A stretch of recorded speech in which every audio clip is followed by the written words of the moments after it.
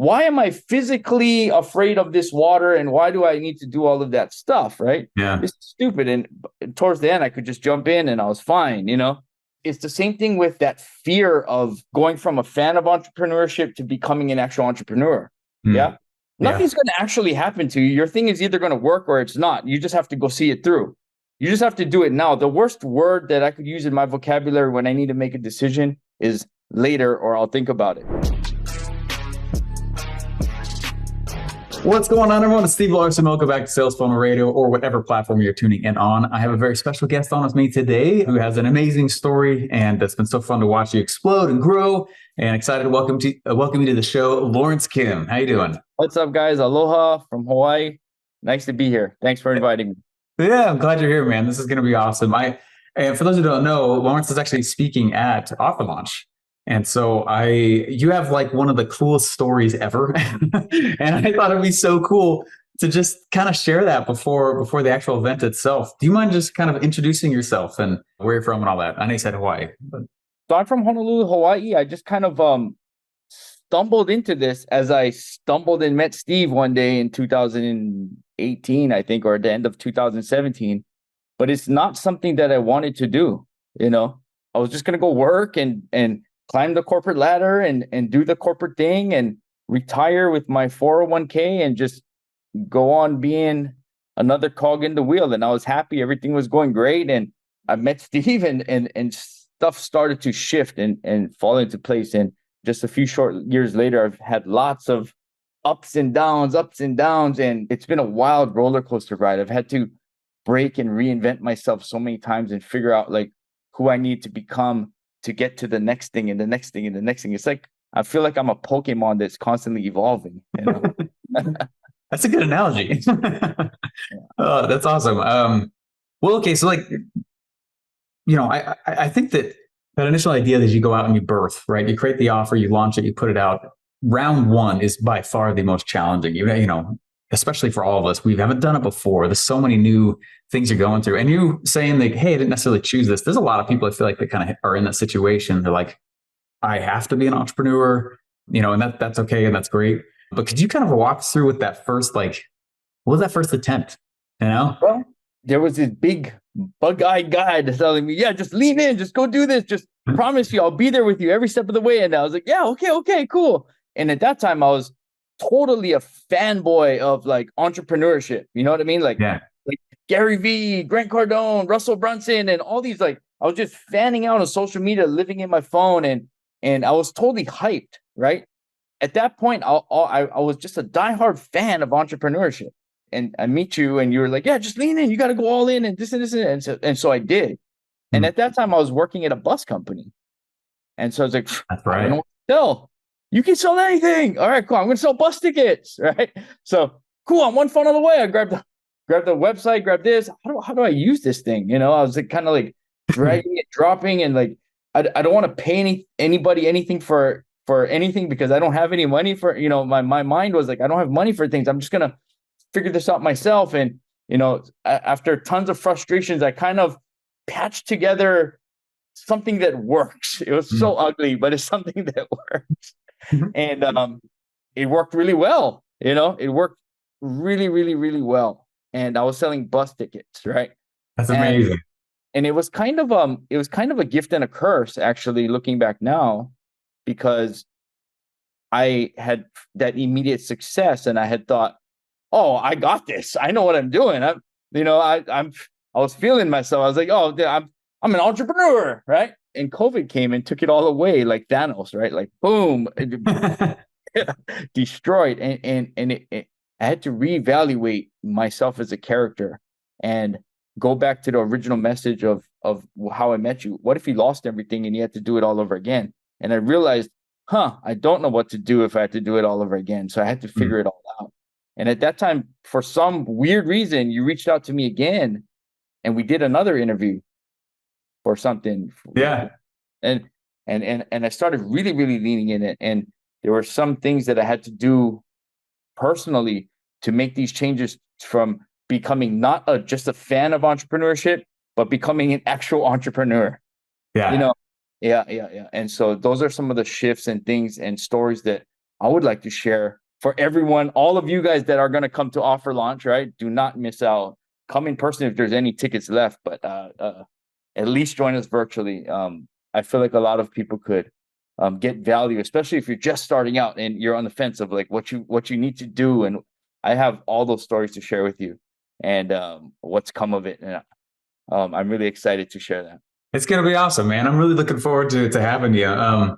So that first initial bus ticket, I love that that's bus tickets. I mean, you know what I mean? Like, I think people, sometimes you can stay too long in the entrepreneurship phase. What should I sell? You can sell anything with these principles, and people do. But what was it like going out and putting it out for the first time?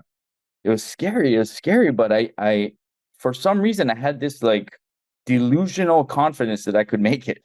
I was like, I'm one funnel away. I just got to put it out there. Boom, it'll work. And to my surprise, it did work. I was super afraid. I didn't know how to spend ad money. But I just kept hearing the voice, lean in, lean in, lean in. Come on, lean in. And so I just kept doing it. And it was every step of the way was scary. There was something that didn't work, but the more I leaned in, the more I found that there were solutions. Because the software didn't do what I needed to do. Then I found another guy. Then I found Jamie Smith. Then I found these guys that had the solution for what I needed. And this was things that I've learned from you over the time. And I don't even know if you consciously try to teach this stuff, but you've said it in the past, like, oh, just in time learning, right? Yeah. Learning just in time instead of learning everything, right? And so, yeah, those are some of the things that I had to fix about how I do things and how I think of things, right? And I've had real life examples, and it's weird. The universe has just brought this whole capitalist pig, Steve Larson. I have a small Steve inside of my brain, just always. I got this pig by my computer. This one right here, little Bob. He's right there. He's kicking me all the time. This guy's right here. Yeah, look at that. Right. But it's amazing, man. It's like I've always been able to find something along my journey that Steve has said. And you may not realize that, but I'll be sharing a lot of those bridges in my actual life. Oh, cool. That's awesome.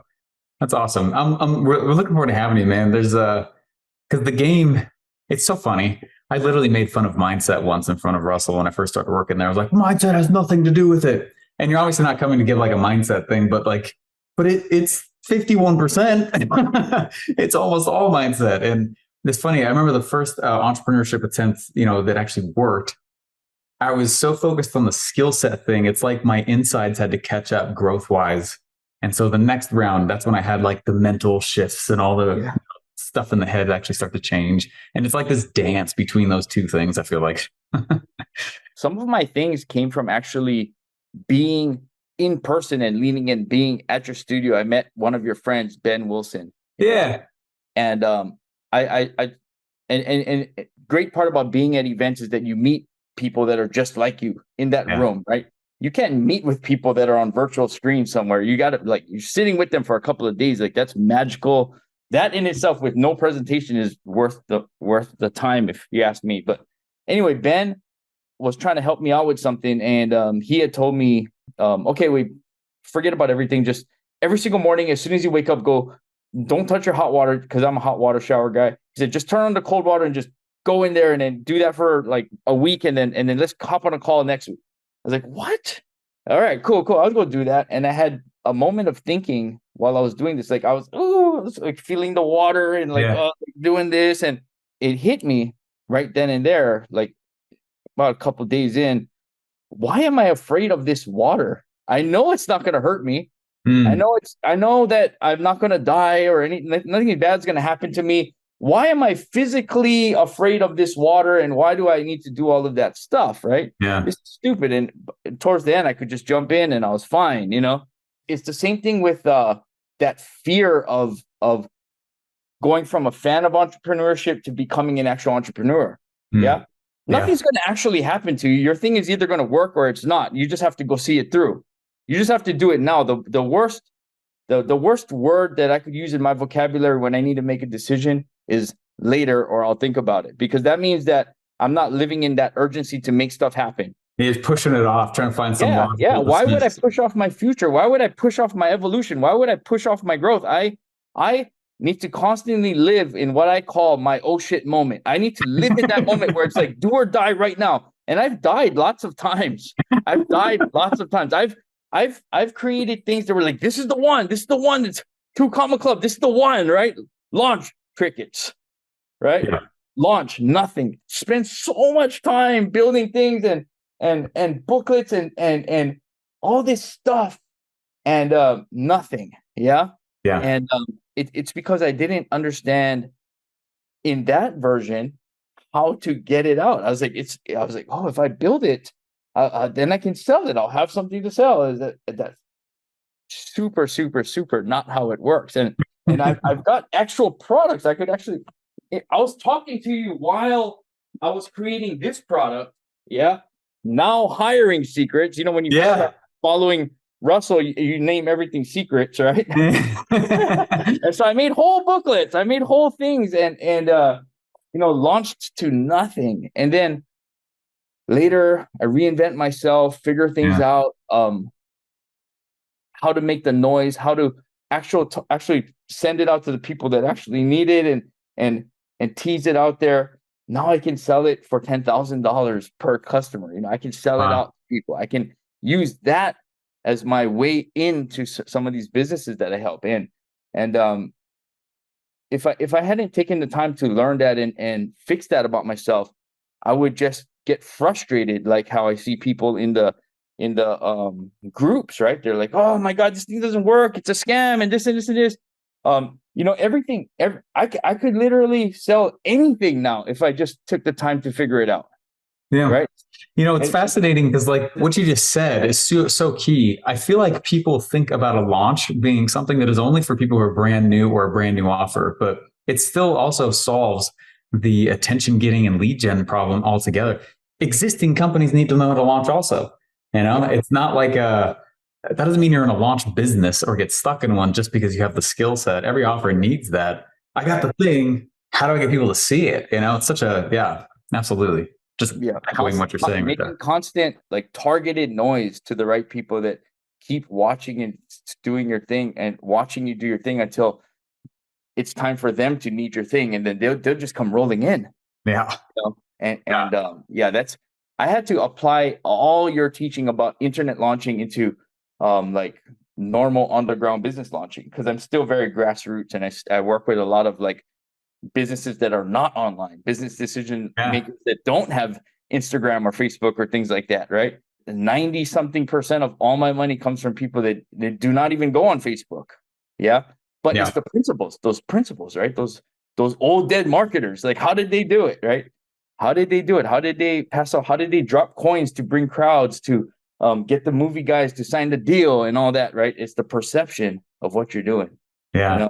And I've been able to take all the things that you've been doing and teaching and repackaging it to what I do, you know. And Yeah. those are some of the stuff that the wins and the losses, things that I want to share, you know. Cool. Yeah. I'm really excited to have you, man. It's gonna be a fun event.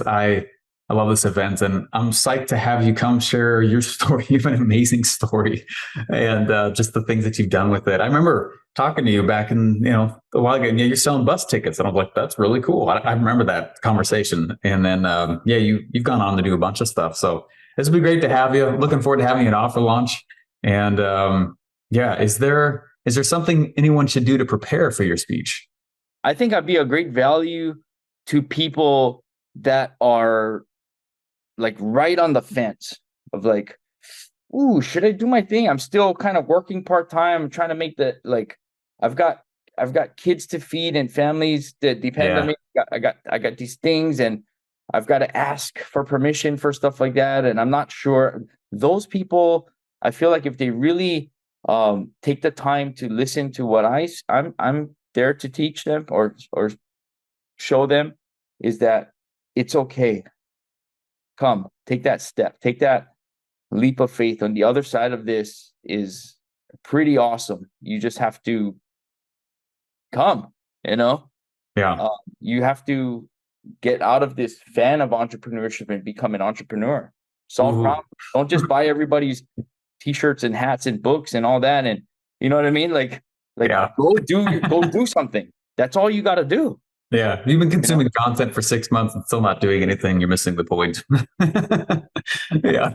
Hey, you're awesome, man. Really excited to have you. And for everyone, go to offerlaunch.com, grab your ticket. Lawrence is going to be speaking. We have amazing other speakers as well. This is my 21st event, actually, and excited to have everyone and come blow minds. We call this, the tagline of the event is marketing in the fewest steps. We're not here to bathe you in too much. We're here to give very fast insights on actionable things. So excited to have you, Lawrence. This is going to be awesome. Woohoo!